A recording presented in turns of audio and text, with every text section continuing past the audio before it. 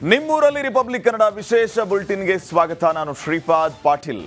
ಚನ್ನಪಟ್ಟಣ ಕ್ಷೇತ್ರದಲ್ಲಿ DCM DK Shivakumar temple run ನಡೆಸಿದ್ದಾರೆ. ಈ ಮೂಲಕ ಜೆಡಿಎಸ್ ಭದ್ರಕೋಟೆಯನ್ನ ಕೈವಶ ಮಾಡಿಕೊಳ್ಳುವುದಕ್ಕೆ ಮುಂದಾಗಿದ್ದಾರೆ. ಉಪಚುನಾವಣೆಯಲ್ಲಿ ಖುದ್ದು ಅಖಾಡಕ್ಕೆ ಇಳಿತಾರಾ ಅಥವಾ ತಮ್ಮ ಡಿಕೆ ಸುರೇಶ್ನನ್ನ ಕಣಕ್ಕಿಳಿಸ್ತಾರಾ ಅನ್ನೋದರ ರಿಪೋರ್ಟ್ ಇಲ್ಲಿದೆ.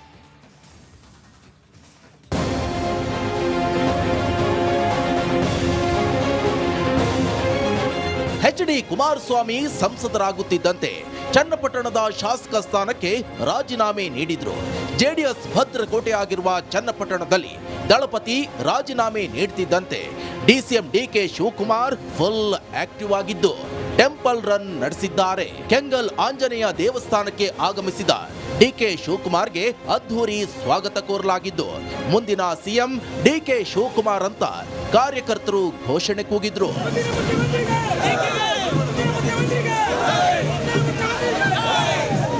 ಚನ್ನಪಟ್ಟಣದಲ್ಲಿ ಉಪಚುನಾವಣೆ ಹಿನ್ನೆಲೆ ಕ್ಷೇತ್ರದಲ್ಲಿ ಹಿಡಿತ ಸಾಧಿಸಲು ಡಿಕೆಶಿ ಮುಂದಾಗಿದ್ದಾರೆ.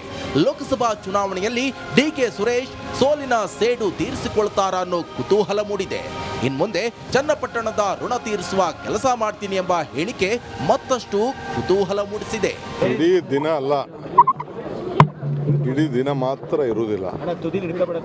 ಮುಂದಕ್ಕೆ ಚನ್ನಪಟ್ಟಣದಲ್ಲೇ ಇರ್ತೇನೆ, ಚನ್ನಪಟ್ಟಣದ ಋಣ ತೀರಿಸ್ತೇನೆ, ಚನ್ನಪಟ್ಟಣದಲ್ಲಿ ಬದಲಾವಣೆಯನ್ನು ತರ್ತೇನೆ. ಚನ್ನಪಟ್ಟಣದಿಂದ ಸ್ಪರ್ಧೆ ಮಾಡ್ತಾರೆ ಅನ್ನುವಂಥದ್ದು ಬಹಳ ಚರ್ಚೆ ಇದೆ. ಈಗ ಬೇಡ, ನೋಡೋಣ. ನೀವೆಲ್ಲ ಏನು ಹೇಳ್ತೀರಿ, ದೇವ್ರು ಏನು ಹೇಳ್ತದೆ, ಮತದಾರ ಹೇಳ್ತಾರೆ.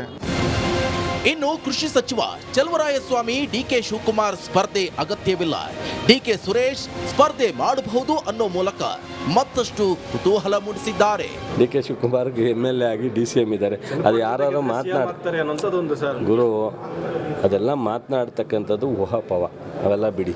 ಸೊ ಸುರೇಶು MP ಸೋತಿರೋದ್ರಿಂದ ನಿಂತ್ಕೋತಾರ ಅನ್ನೋ ಒಂದು ಎಲ್ಲರಲ್ಲೂ ಊಹೆ ಇದೆ. ಅವ್ರಿಗೆ ಒಂದು ಆಪ್ಷನ್ಸ್ ಇದೆ ನಿಂತ್ಕೊಳ್ಳೋದಕ್ಕೆ, ಅವ್ರು ನಿಂತ್ಕೊಳ್ಳಲ್ಲ ಅಂತ ಹೇಳಿದ್ದಾರೆ. ನೋಡೋಣ, ಪಕ್ಷ ಮತ್ತು DCM ಮತ್ತು ನಮ್ಮ ಮಾಜಿ ಸಂಸದರು ಮುಖ್ಯಮಂತ್ರಿಗಳು ಕೂತ್ಕೊಂಡು ತೀರ್ಮಾನ ತಗೋತಾರೆ. ಈಗಾಗಲೇ ಚನ್ನಪಟ್ಟಣಕ್ಕೆ ಅಚ್ಚರಿ ಅಭ್ಯರ್ಥಿ ಘೋಷಣೆ ಎಂದರು. ನಡಿ ಈಗ ಶುರು ಮಾಡೋಣ.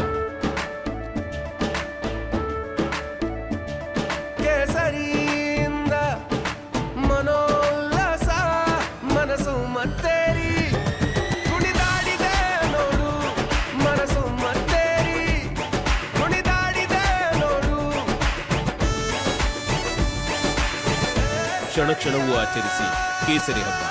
ವಿಮಲ್ ಬಾಯಲ್ಲಿ ಹೇಳಿ ಕೇಸರಿ. ಕಾಂಗ್ರೆಸ್ ಬಿಜೆಪಿ ಜೆಡಿಎಸ್ ಮೈತ್ರಿಗೆ ಟಕ್ಕರ್ ಕೊಡಲು ರಣತಂತ್ರ ಹೆಣೆಯುತ್ತಿದೆ. ಚನ್ನಪಟ್ಟಣದಿಂದ ಡಿಕೆ ಶಿವಕುಮಾರ್ ಸ್ಪರ್ಧಿಸ್ತಾರ ಅಥವಾ ತಮ್ಮ ಸುರೇಶ್ ಅಖಾಡಕ್ಕೆ ಇಳಿತಾರ ಅಂತ ಕಾದು ನೋಡಬೇಕಿದೆ. Bureau report, Republic Kannada, Bengaluru.